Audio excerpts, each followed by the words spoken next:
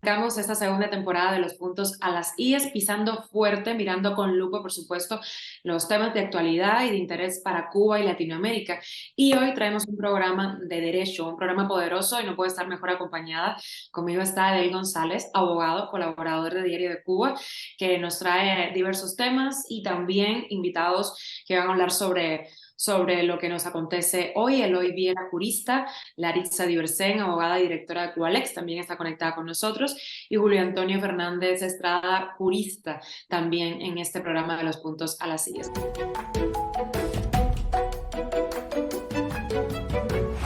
Los temas que deseamos abordar hoy con nuestros invitados son los siguientes. ¿A quién conviene la inseguridad jurídica? La probable aplicabilidad del Código Penal vigente y cómo la sociedad civil cubana puede instruirse para defenderse en mejor estado de las violaciones que se cometen, por supuesto, en Cuba contra todo este tipo de iniciativas que se están tomando dentro de la isla para transformar desde el punto de vista nuestro, ¿no?, hacia un desarrollo más democrático, más compositivo, la situación que tenemos dentro del país. Y quisiera aprovechar, ya que a propósito de los tres temas, ¿no?, con Julio, y quería comentarle, ¿no?, que la Asamblea Nacional no acaba de poner en manos de la ciudadanía normas de desarrollo de derechos fundamentales que están previstos, por supuesto, como lo de reunión y manifestación, en un contexto de ineficacia de Estado y gobierno donde se sale diariamente a protestar por cualquier motivo legítimo y se ejercen derechos de queja, petición, comunicación en redes sociales bajo vigilancia y acoso policial. Esto presupone, por supuesto, un estado de inseguridad jurídica. Por ejemplo, no hay ley de reunión y manifestación, fue extraído del cronograma legislativo. Sin embargo, sabemos que el 27N, varios intendentes municipales negaron el derecho de ejercicio de estos derechos fundamentales sin saberse qué norma le había dado competencia para resolver estos asuntos y pronunciarse sobre un derecho fundamental. A propósito de ello, pues nada, quería saber de Julio, ¿no? ¿Qué significa el estado de inseguridad jurídica en materia de derechos fundamentales? ¿Qué efectos pudiera traer esta situación al orden de las relaciones que se establecen entre ciudadanos y Estado? ¿Y cómo pudiera incidirse para transformar dicha problemática desde su experiencia como académico, como investigador, en caso de que, por supuesto, él siempre nos estuvo instruyendo a nosotros los alumnos que fuimos de él? Ese sería, en este caso, lo que quisiéramos saber de la opinión de Julio, ¿no?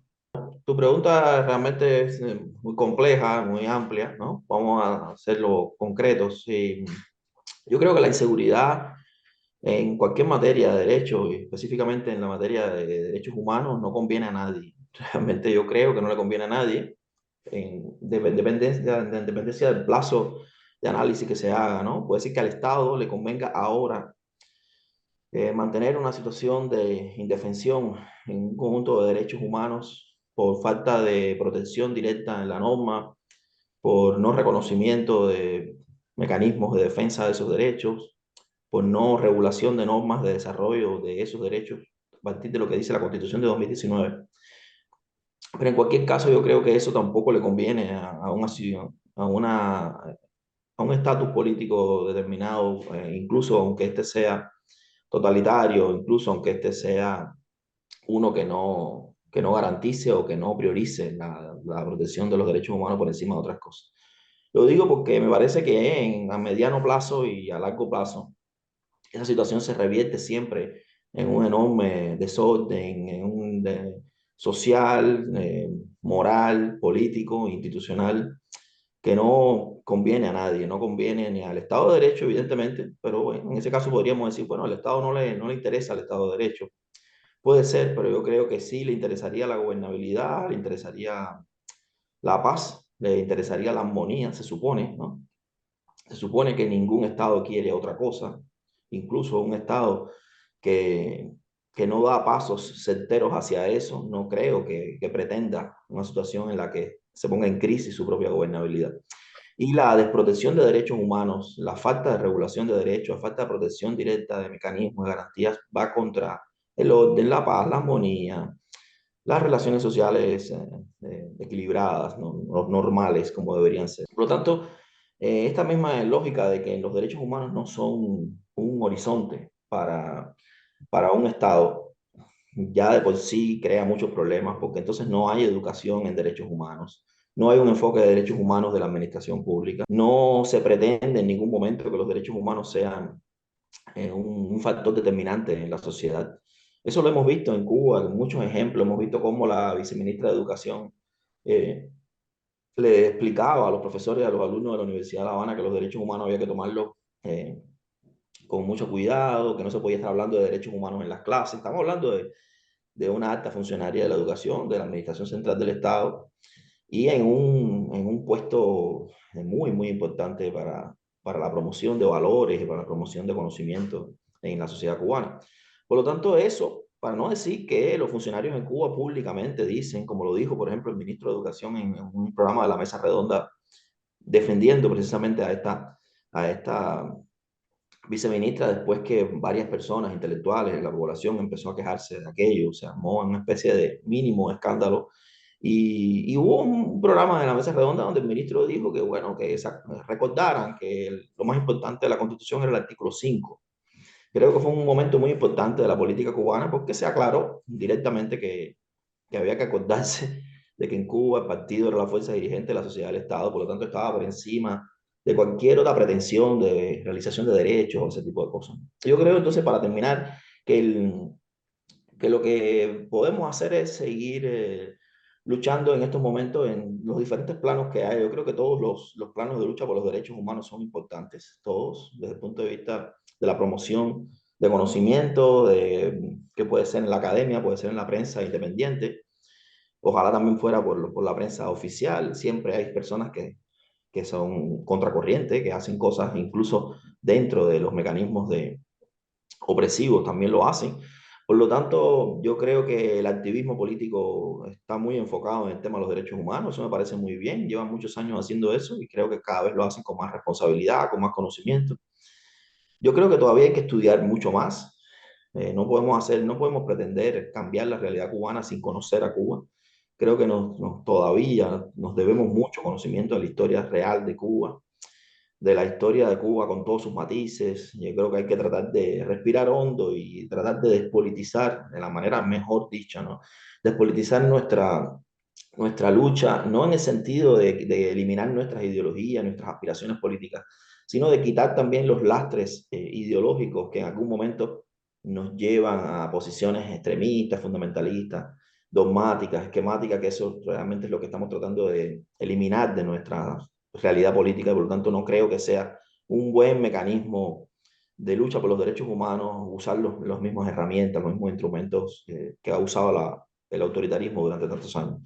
Yo sé que es una reacción normal de la lucha, del miedo, del odio, de la forma en que nos han tratado durante mucho tiempo, pero me parece que hay que tratar de que aquí afilar bien el lápiz, estudiar cada vez más nuestra realidad, nuestra sociedad, hacerlo con más prudencia, tratar de enfocarnos en el sufrimiento del pueblo cubano, en el sufrimiento de los presos políticos, de la gente que sufre realmente la violación de derechos, hacerlo con altruismo y me parece que vamos en un buen camino en eso. La sociedad cubana lo que puede hacer ahora es empoderarse primero en eso, en instrucción, en conocimiento.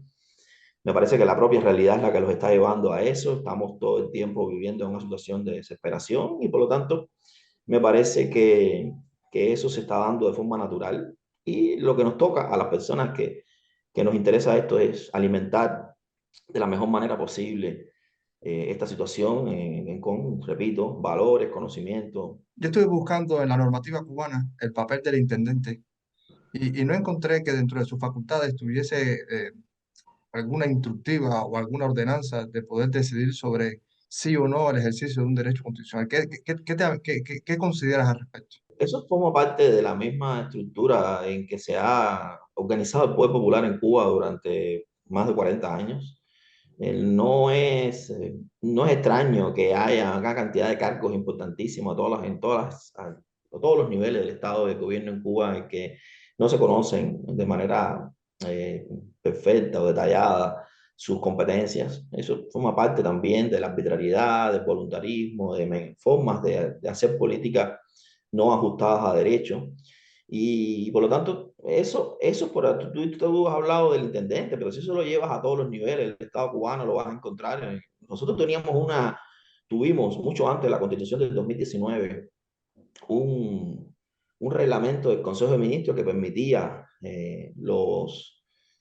los decretos presidenciales cuando el cargo de presidente de la República no existía en Cuba. Es decir, eso pasó desapercibido para la mayoría de la gente, porque realmente eso no importaba para la vida cotidiana, para los frijoles y la carne de puerco a 500 pesos al libro, pero la verdad es que, la verdad es que en Cuba se puede crear una fuente formal de derechos, se le puede dar atribuciones de crear derechos a un cargo público más allá y por encima sin contar con la Constitución. Por lo tanto, no podemos esperar entonces que a nivel de poder popular en las estructuras que están diseñadas para que no funcionen, como son las del poder local, que están diseñadas para que no logren ningún objetivo, no es ese su objetivo, pues entonces no es extraño ahí ver que hay falta de regulación, que hay inseguridad, que hay desconocimiento, que no se sabe.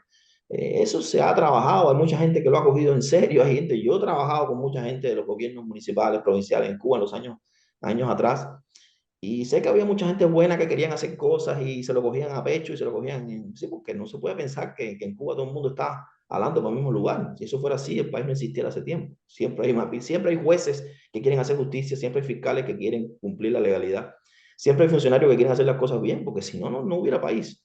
Lo que sucede es que no son suficientes ni pueden contra el monstruo de la burocracia y casi siempre terminan o frustrándose o terminan tronados. Esa es la realidad. Y por lo tanto, ¿sabes? Eso que estás diciendo me parece que es algo sustancial del sistema y no solo de la estructura local del pueblo popular en Cuba. Vamos con Eloy, no sé si Eder tienes otra pregunta para Julio. Si no es así, pues Eloy quería hablar de este nuevo Código Penal que entró en vigor, que perfecciona y bueno, también legitima la represión en sede judicial mediante la criminalización de conductas cívicas.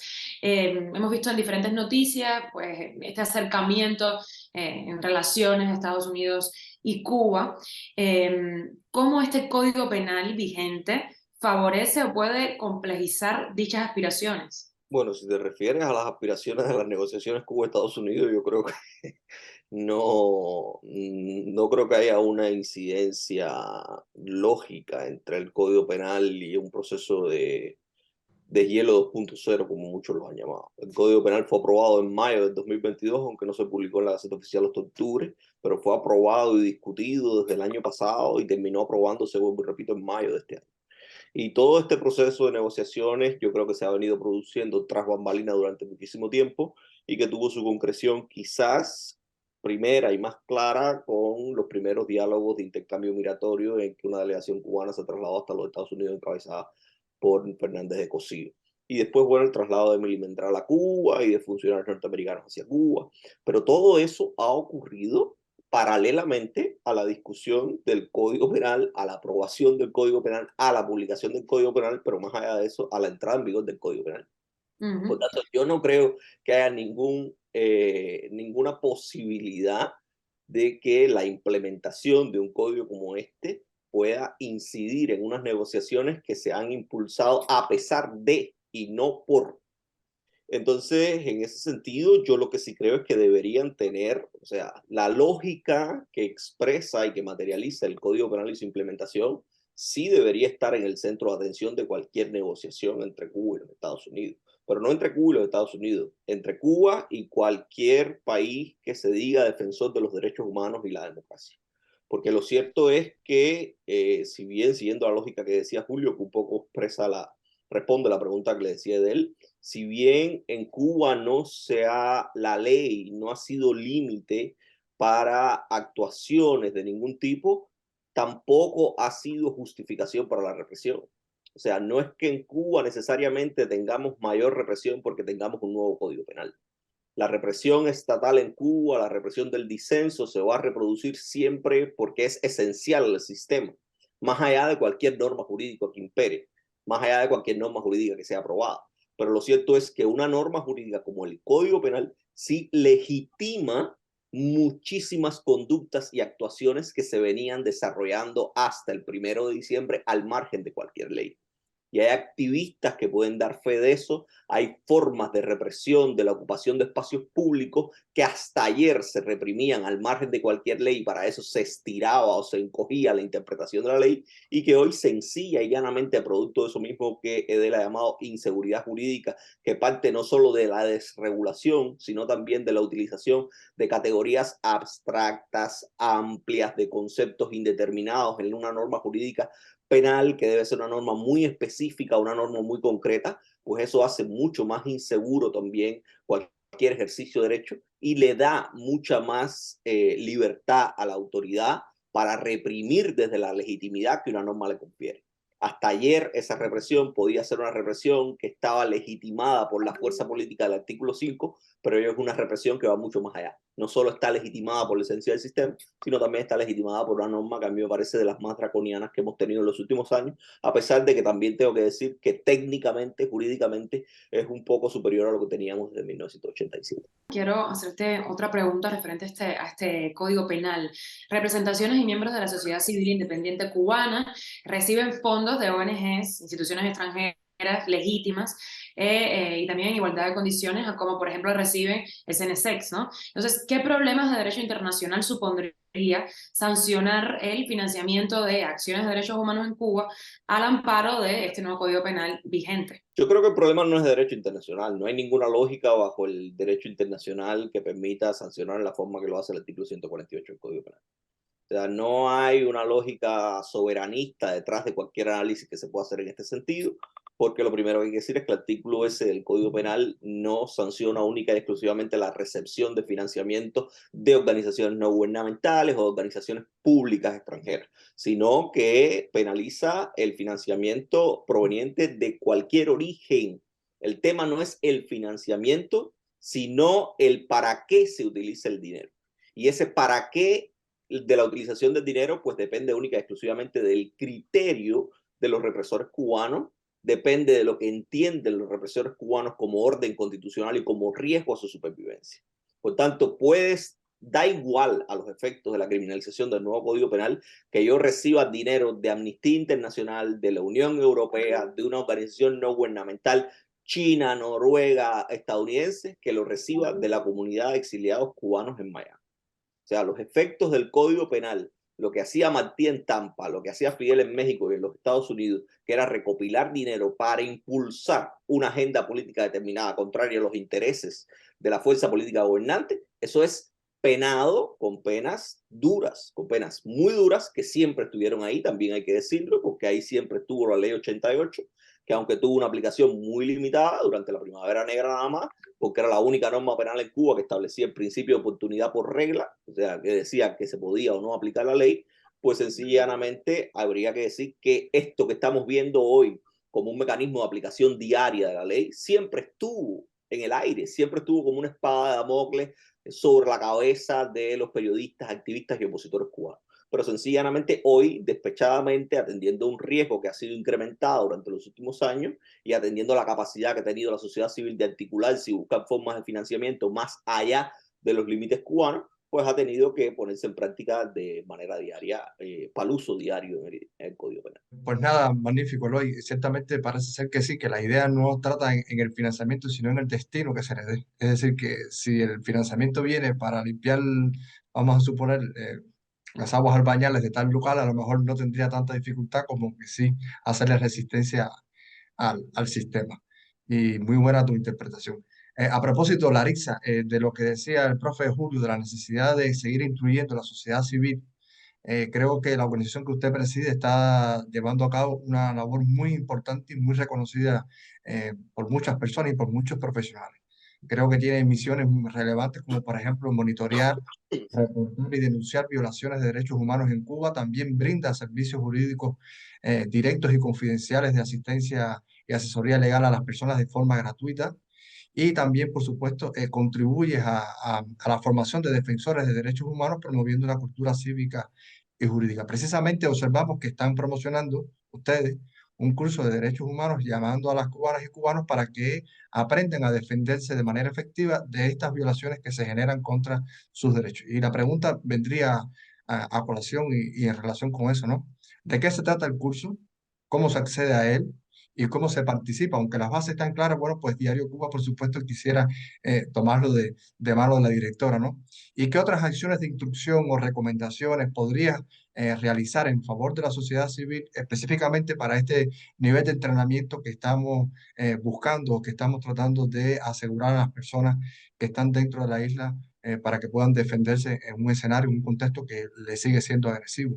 El curso de Cubalet es un curso básico, muy enfocado para los activistas, basado en que la educación en materia de derechos humanos en Cuba no está presente en ningún nivel educativo, ni siquiera en el universitario. Y las personas para poder defenderse tienen que conocer. Si tú no desconoces qué significa algo tan básico como tus derechos, no puedes entender y buscar herramientas para defenderte. Esa es la base en la que hemos nosotros trabajado, pero también en que nosotros como ciudadanos también podemos ser responsables de violaciones de derechos humanos. Y en Cuba, por ejemplo, la discriminación, lenguaje ofensivo que vemos en las redes, también es parte de eso. Y es precisamente por falta de educación en materia de derechos humanos. Y en eso está enfocado el curso. Es un curso que no se enfoca ni en libertad de expresión, ni libertad de asociación, es específicamente en temas básicos, que son los principios de derechos humanos, cómo se aplica, cuáles son las obligaciones del Estado cubano, cuáles son los derechos de las víctimas, qué es la reparación y cómo se instrumenta, y lo que serían los recursos de la jurisdicción interna. Como dije, es un curso básico, estamos trabajando en un curso intermedio y uno avanzado que ya se especializa un poco más en el tema de cómo los ciudadanos pueden utilizar los mecanismos internacionales para proteger sus derechos humanos, y también algunos cursos cortos complementarios para hablar sobre la importancia de algunos recursos que hay a nivel interno. Es en primer acceder al curso, nada más tienen que buscar cubale.org, está accesible, hay una foto grande, una imagen grande que dice acceder. A través de ese acceder, que está en amarillo, un botón amarillo, ya pueden hacer el registro e inscribirse, es totalmente gratuito el curso, y tiene como complementariedad un foro de discusión que ya sí son preguntas de los temas del curso, pero enfocados específicamente en el contexto cubano. O sea, el curso lo puede, o sea, no sé, no está relacionado con un país en específico. Entonces, el foro sí ya va directo, por ejemplo, a cómo se ven los principios de derechos humanos en la Constitución de la República, la crítica, por ejemplo, a esa Constitución, ¿no? Tratando de promover la discusión en el tema. Aún no tenemos mucha participación en el foro, estamos enfocados primero en que los activistas respondan las preguntas o se evalúen a medida que van pasando los 5 temas que está previsto el curso. Y la idea en este caso es que un instrumento para la sociedad civil. Las personas lo pueden utilizar cuando quiera, es educación a distancia, no necesita la persona un horario, cuando tenga tiempo, pues si se quiere instruir, y información complementaria por si quiere profundizar más en los temas que se trata en el curso. Muchísimas gracias por esa misión, ese trabajo que ustedes hacen diariamente. Yo creo que es vital para la sociedad civil cubana. Quería terminar con una frase corta de ustedes en referente a este 2023 y lo que esperan para Cuba en este nuevo año. Empiezo contigo, Laritza, que estás al habla. El 2023 es para... Seguir trabajando, ¿no? O sea, bueno, 2023 y más adelante, por lo menos en el área que nosotros trabajamos y como sociedad civil, ojalá que cambie Cuba, pero aún cambiando, nosotros tenemos que seguir trabajando en materia de derechos humanos. O sea, eso por lo menos es fundamental, pero sobre todo desde parte nuestra queremos enfocarnos en la situación de los presos políticos que hay, o sea, todavía no disminuye la cifra, y nada, seguir cuestionando el Estado en cualquier escenario que sea posible. Hoy, el 2023 es para, o sea, desde tu sector, ¿cómo lo ves? No, yo creo que es un año para seguir evaluando y, como decía Larissa, también seguir trabajando, ¿no? Así hay algo que nadie tiene claro, es cuándo podremos tener una Cuba democrática y libre como la que soñamos, ¿no? Y por tanto, como no tenemos cuándo, yo no puedo decirte, yo hace mucho tiempo boté esa bola de cristal que decía que en el 2023 todo será diferente, en el 2025 todo será diferente, y por tanto a mí lo que me toca es seguir acompañando, seguir evaluando y trabajar porque eso se logre. ¿Cuándo? No sé. Por tanto, el 2023 es un año para continuar eso. Para seguir en la batalla. Lo mismo, Julio. Bueno, lo primero es tratar de ser optimista, es difícil. Yo, como dice Eloy, botamos la bola de cristal, pero a veces también, que, sabe que con eso se botan muchas más cosas y es verdad que es difícil mantener el entusiasmo, es difícil mantener las ganas, a veces pensamos, creemos que son más derrotas que victorias, pero la verdad es un problema de estado de ánimo, es el momento en que cada cual esté, es el momento de la lucha, es así. Estas cosas son así. Lamentablemente no estamos en el país. Yo, si me preguntas qué yo quisiera en el 2023, pues yo quisiera volver a Cuba, luchar desde dentro, hacer cosas ahí. La vida es complicada para la gente que mira y que tiene que mirar todo eso desde lejos. La verdad, no quisiera que fuera de esa forma. Pero como dice Larissa, como dice Eloy, hay que trabajar. ¿Sí? Lo que sí no se puede hacer es dejar de trabajar. Así que eso es lo que vamos a hacer, como dicen ellos, levantarnos todos los días a trabajar. Y con ese optimismo me quedo, Edel, te dejo los micrófonos abiertos en caso de que tú también quieras tirar ese mensaje para el 2023 cubano. Bueno, igual, lo propio, seguir trabajando, seguir acompañando a todas las personas que procuren nuestra asistencia, nuestra pequeña experiencia en cómo gestionarse, seguir tratando de ir tocando pequeños corazones unos a uno, de ser posible, eh, para seguir transformando, aunque sea persona a persona, el escenario que es tan complejo que nos ha tocado en este momento combatir, ¿no? Decidir. Yo sigo enfocado en una cosa muy particular, en seguir hablando del funcionariado cubano. Yo sé que hay muchas personas que le hablan a la sociedad civil. Trato siempre de que sea el funcionariado, las personas que tomen decisiones, ¿no? De que nos escuchen, que nos atiendan, que no es que estemos implorando ni tan siquiera que compartan opiniones, ¿no? Pero es hasta, no sé, irracional y no es ni de humano, ¿no?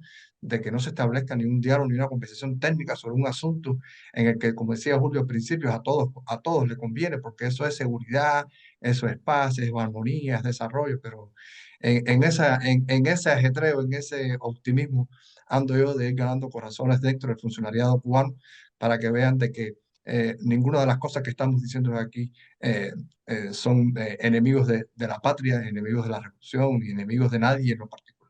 Bueno, y esperemos que este espacio además sirva para esto, ¿no? Para estos pasitos que vamos dando de diferentes áreas. Gracias por estar con nosotros, Eloy, Larissa, Julio, Edel, que el tiempo es oro. Y bueno, nuestra audiencia, las personas que se van conectando con nosotros, un saludo y nos pueden dejar mensajes en nuestras redes sociales referente a los programas que quieran ver o alguna duda que les surja de este mismo programa. Nos mantenemos en contacto.